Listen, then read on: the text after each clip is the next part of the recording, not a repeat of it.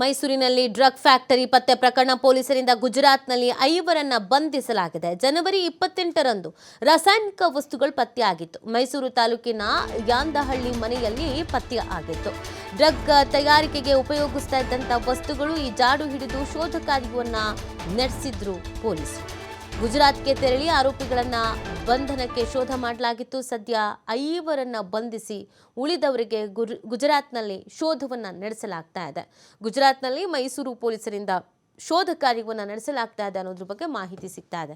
ನೋಡಿ, ಜನವರಿ 28ರಂದು ರಾಸಾಯನಿಕ ವಸ್ತುಗಳು ಪತ್ತೆ ಆಗಿತ್ತು ಮತ್ತು ಅದನ್ನು FSL ಕಳಿಸ್ಕೊಟ್ಟಿದ್ರು.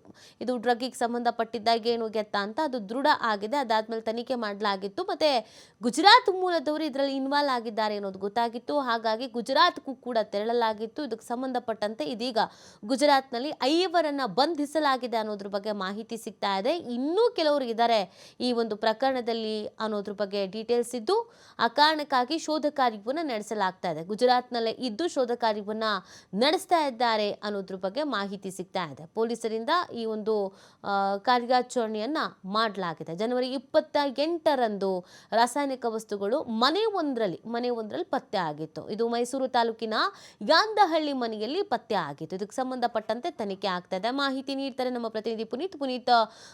ಈ ಗುಜರಾತ್ನಲ್ಲಿ 5 ಬಂಧಿಸಲಾಗಿದೆ ಅನ್ನೋದ್ರ ಬಗ್ಗೆ ಮಾಹಿತಿ ಇದೆ. ಕಾರ್ಯಾಚರಣೆ ಹೇಗೆ ನಡೀತು, ತನಿಖೆ ಹೇಗೆ ನಡೀತಾ ಇದೆ, ಏನೆಲ್ಲ ಮಾಹಿತಿ ಇದೆ?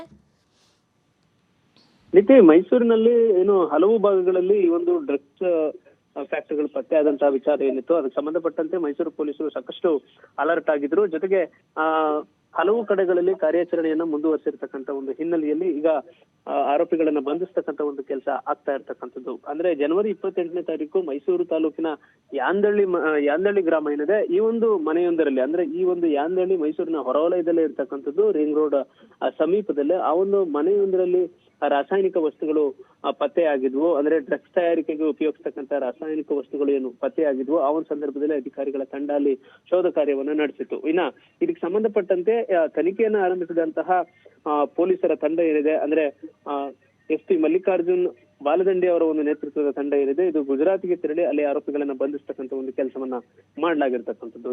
ಯಾಂದಳ್ಳಿಯಲ್ಲಿದ್ದಂತಹ ಒಂದು ರಾಸಾಯನಿಕ ವಸ್ತುಗಳೇನು ಪತ್ತೆ ಆಗಿದ್ವು ಆ ಒಂದು ಪ್ರಕರಣಕ್ಕೆ ಸಂಬಂಧಪಟ್ಟಂತೆ ಈಗ 5 ಆರೋಪಿಗಳನ್ನ ಗುಜರಾತ್ನಲ್ಲಿ ಬಂಧಿಸ್ತಕ್ಕಂಥ ಒಂದು ಕೆಲಸವನ್ನ ಮಾಡಲಾಗಿರ್ತಕ್ಕಂಥದ್ದು. ಜೊತೆಗೆ ಅವರ ಹಿನ್ನೆಲೆಗೆ ಸಂಬಂಧಪಟ್ಟಂತೆ, ಜೊತೆಗೆ ಅವರು ಯಾವ್ಯಾವ ಭಾಗಗಳಲ್ಲಿ ಈ ತರದ ಒಂದು ರಾಸಾಯನಿಕ ವಸ್ತುಗಳನ್ನ ಬಳಸಿ ಡ್ರಗ್ಸ್ ಅನ್ನ ತಯಾರು ಮಾಡ್ತಾ ಇದ್ರು, ಜೊತೆಗೆ ಎಲ್ಲೆಲ್ಲಿಗೆ ಸಪ್ಲೈ ಮಾಡ್ತಾ ಇದ್ರು, ಇದೆಲ್ಲದಕ್ಕೂ ಸಂಬಂಧಪಟ್ಟಂತೆ ಸಂಪೂರ್ಣವಾದಂತಹ ಒಂದು ತನಿಖೆಯನ್ನ ಮಾಡ್ಲಾಗ್ತಾ ಇರ್ತಕ್ಕಂಥದ್ದು. ಇದು ಒಂದು ಕಡೆ.